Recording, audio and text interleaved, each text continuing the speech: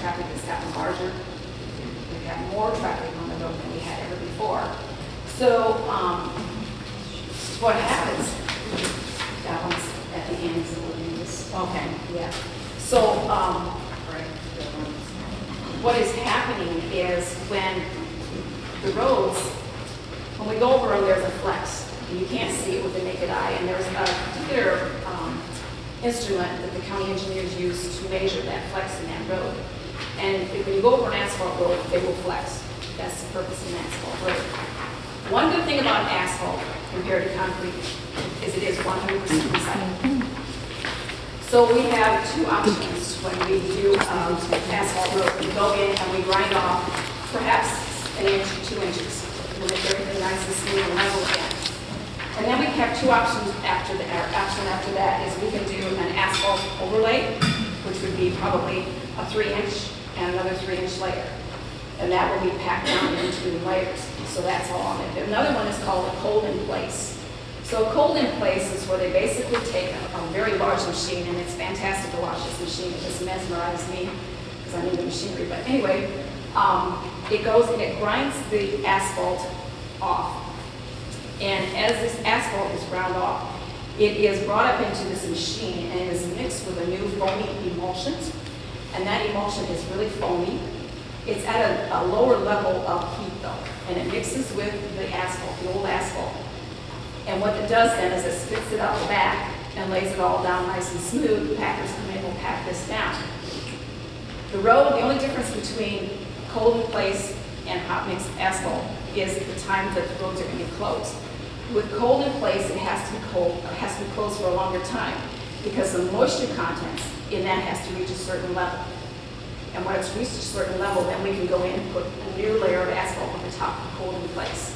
With an asphalt overlay, you do your 3 inches, you pack it, you come back, it sits for a little bit of time, less than what this does. And you'll come back in and put your new layer of asphalt on, and your road will be opened up after it's been striped and whatever. So those are the two differences between asphalt and recycling when you come into an asphalt road. I don't know which one is more expensive. I really haven't gotten into that details with the county engineer. One of the roads that use the cold in place is Golden. Yes, Golden Road. So if you go back, if you go north up on 18 and go, like you're going to go to Claremont, Elgin, and turn just before you get to the supper club there, that road was a cold in place road. That'll take you down to Elgin. If you want to take a road trip and go on that, that would be a fantastic one for you to see what your tax money is doing, whether it's state, federal, or local monies. It all gets dumped into that. So what we have with W14 is, of course, this deterioration of the road.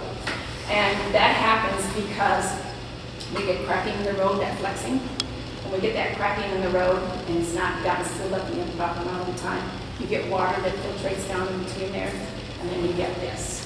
This actually was broken apart during the drilling, when they were drilling the core sample. So this is what's broken up then. So you know that the road is pretty bad underneath this here. So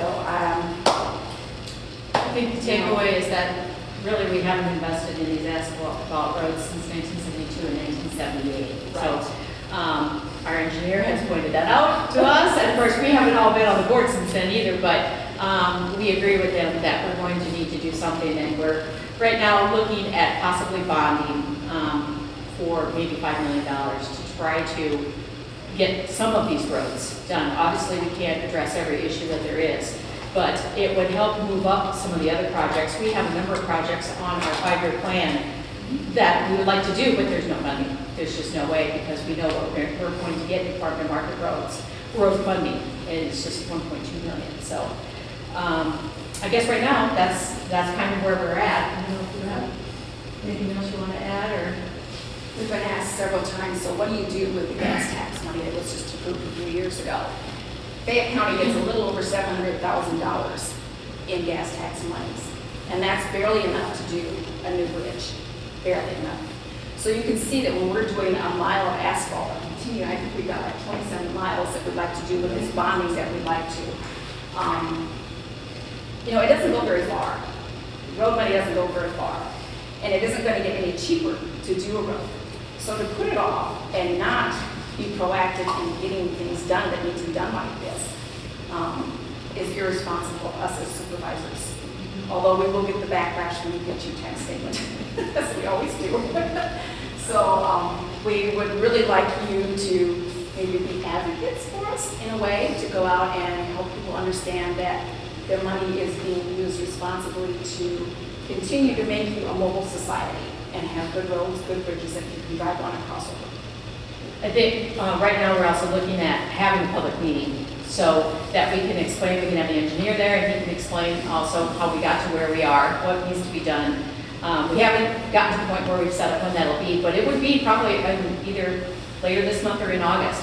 Because if we're going to move ahead with bonding, we would hope to let bids for at least the W-14. That's slated now for 21. We'd like to move it up to next summer. Simply because by doing that and having the extra funds from the $5 million bonding, it'll move all the other projects up on the list, or even get them funded for 3, 4, 5 years down the road.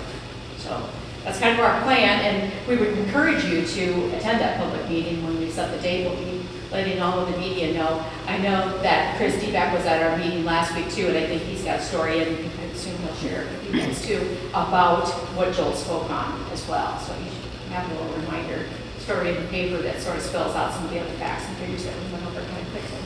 So if you go up W-14, which right now, which is northwest of Oelwein, it goes from Highway 3 all the way up to Hawkeye. When you get to 93, you're going to experience a detour, which shaking your answer, you must have. We're widening the shoulders right now in preparing to get that road paved.